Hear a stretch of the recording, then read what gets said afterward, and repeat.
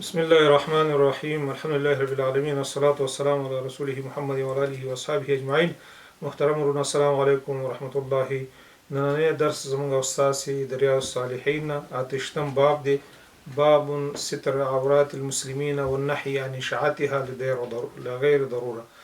امام نووي رحمه الله په دې باب کې آیاتونه او حدیث را جمع کړي دي چې هغه موږ تاسو په دې امر کوي چې دا مسلمان کم پټ کارونه چې دی هغه بنګ په واچ پټ کو پرده په واچو کم خطا د چانه کیږي سهونتی کیږي هغه داغه هغه ګناه چې هغه پټ کو حتی الوسع او داغه نه د دین راغلی مال دین راغلی د چې هغه موږ په خلکو کې خوارو کو او خلکو په خبر کو او خلکو کې بدنام کو د یو انسان بدنامول او داغي شرمول دا په اسلام کې منع دي ترڅو چې داغي ګناه د سینې چې نور ته په ضرر ورسي که یو ور دوه ور درې ور ته خطا کی یا وړه خطا خاصه هغه کسان چې هغه مشرانی او علماي عزتمن خلکي د عزت والا خلکي تقوادار او مخلص خلکي داغي نه بعضي خطاګانی چې کی نو په کار دا چې هغه باندې سړی پرده واچي او یا عام مسلمان کله خطا کیږي حتی الوسع دا هغه باندې پرده واچي خو تر سوچي هغه ظالم نه او هغه د نور حقوق دغه د خپل نه لاندې کیږي یا هغه دوامدار یو کار نه کوي که دوامدار کوي نو به خلک خبرول پکار دي او یا مسؤلین په خبرول پکار دي چې دا کار نه منی کی. نو الله تعالی فرمایي چې اعوذ بالله من الشیطان الرجیم ان الذين يحبون ان تشيع الفاحشه في الذين آمنوا لهم عذاب أليم في الدنيا والآخرة.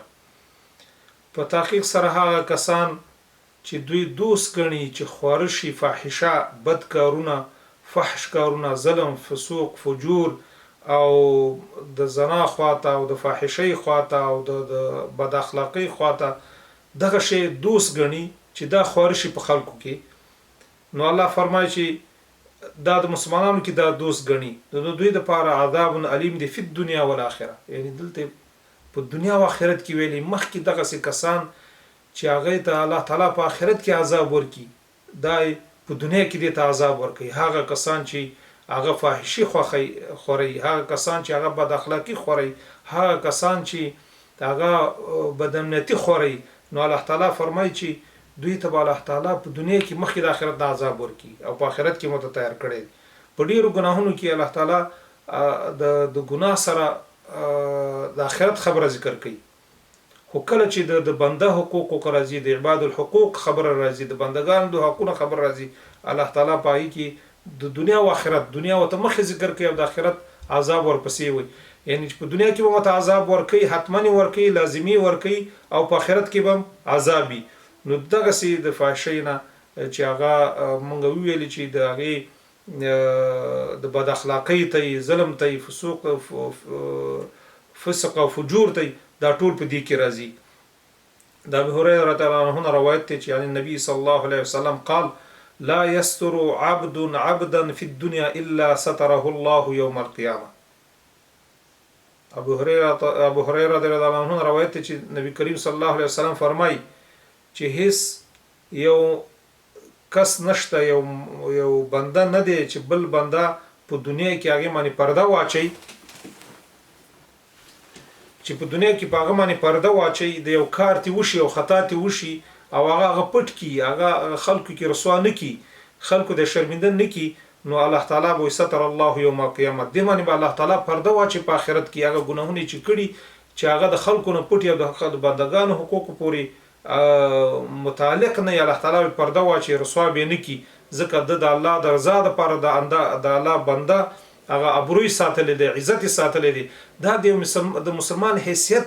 او د بشري هغه حق الله تعالی موږ تاسو ته دي کې بیانوي. یعنی چې انسان څومره کاغه هر څومره غریبي هر څومره فقيري غریبي په مجتمع کې هغه خپل یو ابرو لري عزت لري عزت النفس لري د عزت د انسان عزت مجروح کول او هغه رسوا کول او هغه د توان رسول دا د الله په نس کې ډیره بده خبر ده. هر انسان چې دی هغه ډیر قدرمند دی ډیر عزتناک دی ډیر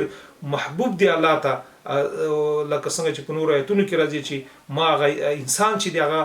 مطلقاً انسان ویلی دی، هغه ما اشرف المخلوقات پیدا کړی دی او معزز مې پیدا کړی دی، تاسې هغه مه ذلیله کوئ، مه یې خواروئ، مه رسوا کوئ. د هغې عزت او برو او شخصیت چې دی هغه ښځه یې که نر یې که بوډا یې که سپین ږیري او چې سپین ږیري او بوډا یې د هغې نور هم حق زیاتېږي، د هغې ابرو او عزت وساتئ. نو الله تعالی دې موږ او تاسو ته د عمل توفیق راکړي. الله تعالی دې موږ په سمه لار روان کړي. وصلی الله تعالی علی خیر خلقه محمد وعلى آله واصحابه اجمعین برحمتک یا ارحم الراحمین.